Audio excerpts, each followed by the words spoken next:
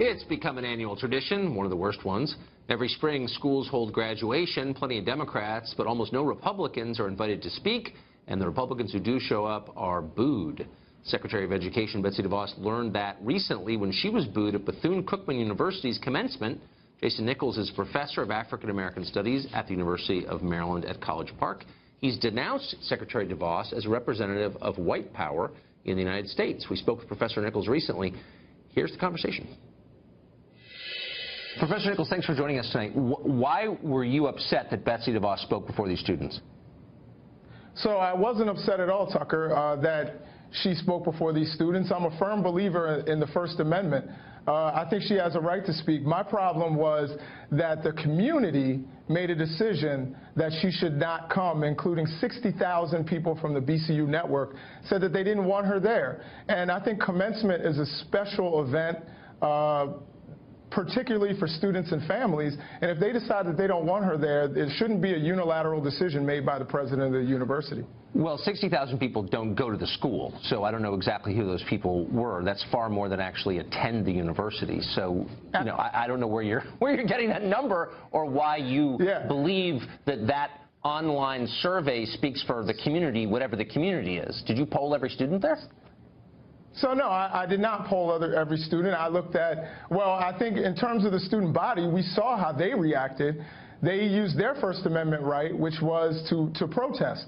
I think, you know, when we get to 60,000, I talked about the community. That's not only students, that's alumni, that's faculty past and present, that's staff past and present. That's everybody who really cares about BCU and feels invested in what goes on there, particularly in commencement. Well, of course, you don't know that any of that's true because it's an online survey, so it could be anybody. So let's not pretend that we know exactly who these people are. Look, you may not like Betsy DeVos or think she shouldn't have spoken, or maybe the kids don't like her. I'll take your word for it. Here's what drew my attention to you. You wrote in a piece for The Hill that having her there ignores the desires of black people, you said, especially students. They don't matter in the face of green dollars and white power. What does Betsy DeVos have to do with white power? So she is a member of the Trump administration, which has shown racial animus towards people of color all over. And also, when we talk about white power, I just want to be clear that white power is not really shaved heads and combat boots the way we think of white power. White power are social and political norms that generate disparities in health outcomes and education and employment and wealth and criminal justice. So when we talk about white power, we're talking about a system and something that is systemic. And when we're talking about Betsy DeVos, you're not saying anything. I mean, you're just another tenured demagogue who doesn't know anything about what he's talking about. I mean, look, Betsy DeVos is a living human being. Do you have evidence that she supports white power, whatever that is? Let's not tar her by association. Absolutely. Well, first, does every black employee of the administration support white power? Like, what are you talking about? I'm sick of this. I mean, let's be real. Allow me to tell you what it is that I'm talking about. Good. Now, in terms of Betsy DeVos and her connection and why these students would be upset. Number one, she wants to cut $4 billion from Pell Grants. Now, 900 students at BCU actually receive Pell Grants, and we know African-American students at large are more likely to receive them because they're more likely to be poor, actually 3 times as likely as white students. She also wants to end student loan forgiveness for people who are in service. These are all things that are going to affect African-American students, but if we're talking about the Trump administration but they'll also affect at large, students of every color. Wait, hold on. They'll also affect students of every color. I mean, they're not. Wait, hold on. Slow down. Now, we're talking about disproportion. We're talking. Hold on. Slow down. We're talking about policies. Okay, we don't have to talk about policies that are federal law and therefore affect everyone, regardless of what he looks like. So they're not inherently racial. Okay. First. No, but that's where you're wrong. Well, no, they're not. I mean, there's nothing about race in Pell Grants, and there's nothing about race in debt forgiveness. And so if you're using that line of logic, you're saying that if I'm opposed to you on policy issues, I'm a racist, or I support white power, and you shut the conversation down. That's not what I'm saying, Tucker. What are you saying? Tucker, you're obfuscating what it is that I'm saying. Well, what are you saying? What I'm saying, I've already said what white power is, and I believe that we're talking about things that disproportionately affect people of color.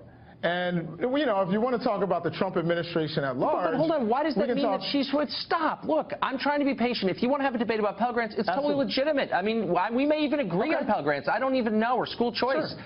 It's when you start calling people bigots that you end the conversation. And as a professor, I think you would like to illuminate it, elucidate, rather than cast aspersions and shut down, which is what you're doing. Okay, Tucker, I'm wondering where it is that I called Betsy DeVos individually a bigot.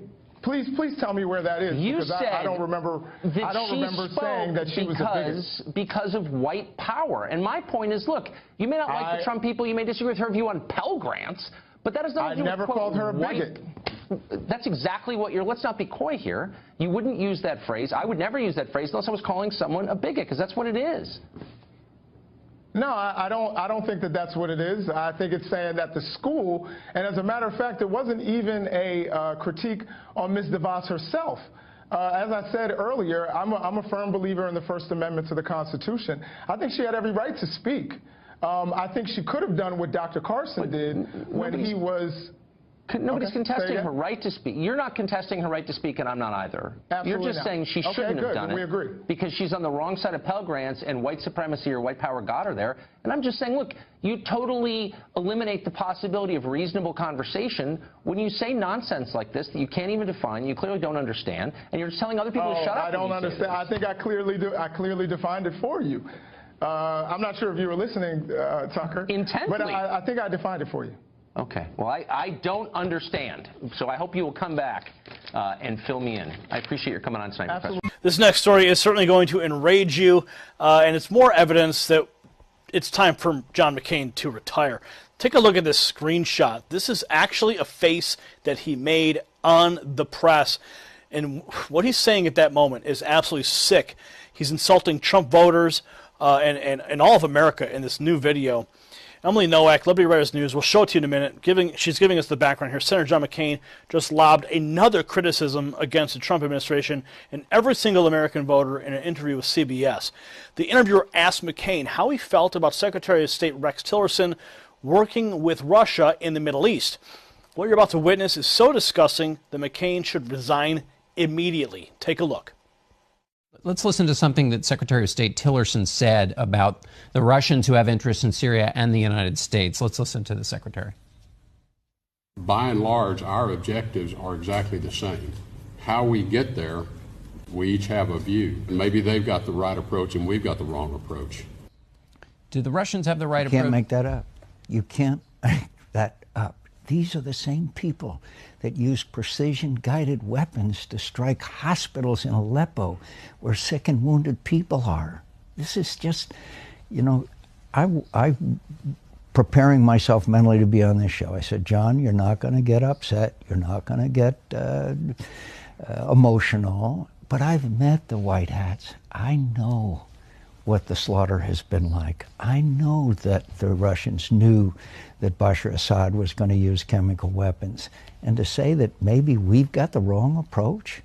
Look, I agonized over voting for or against Tillerson for Secretary of State. Not that I didn't admire his success and all the great things he's done, but the things that he'd said in the past. He has divorced a fundamental of American democracy. The reason why we are the shining city on the hill, as Ronald Reagan used to say, is because they look up to us because of our principles and our beliefs and our advocacy of freedom, for freedom. That's what America is supposed to be all about, not whether they're right and we're wrong. We know who's right and who's wrong here. Do you regret that vote for Tillerson? Sometimes I do, but I'm still torn by the fact that the American people chose this president, and he ought to be able to have his team. Sometimes I do, but I'm still torn by the fact that the American people,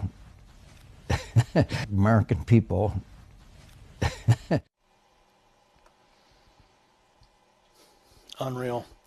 Absolutely unreal. How he insulted every single American. Oh man, America voted. Yeah, John. Yeah, it's time for you to go. Now, as you saw at the beginning of that clip, they were referencing Tillerson's comments with the meeting that Trump had with Putin that lasted over 2 hours at the G20 summit. The meeting was meant to foster a more cooperative relationship between the two countries, which is reflected in Tillerson's statement that you just heard. Instead of looking at the good of working together to defeat a common foe, McCain automatically accused Tillerson of condoning alleged Russian brutality in the region. Now, there's an interesting point here. If you watch that clip again, he talks about McCain knowing who the white hats are. See, McCain has spent a lot of time in the Middle East, sending weapons, sending arms, building up all of these, quote, moderate rebels, right? So when he sees this cooperation to defeat those individuals, McCain's upset. All of his work to arm those groups is for naught. Okay, so McCain, he has skin in the game that he thinks that McCain's own foreign policy is being trampled upon by the cooperation between the United States and Russia to defeat a common foe. Okay, so McCain doesn't want to look at the good for that. He wants to look at the negative. And then he accused Tillerson of condoning the alleged brutality, of course. It got even worse, as you saw. McCain agonized about voting for or against Tillerson, and then he sometimes regrets voting for him. And then he doubled down. He insulted the Americans who voted for President Trump, saying, sometimes I do regret voting for them, but I'm still torn by the fact that the American people chose this president, and he ought to be able to have his team. And you see here, when he said American people, he made this just despicable face, referencing the American people. So this is what John McCain really thinks about you. This is what he thinks about the American voter who made a choice to elect Donald Trump. So share this 20,000 times. Help us expose John McCain. Tell him enough is enough. Time to retire, John.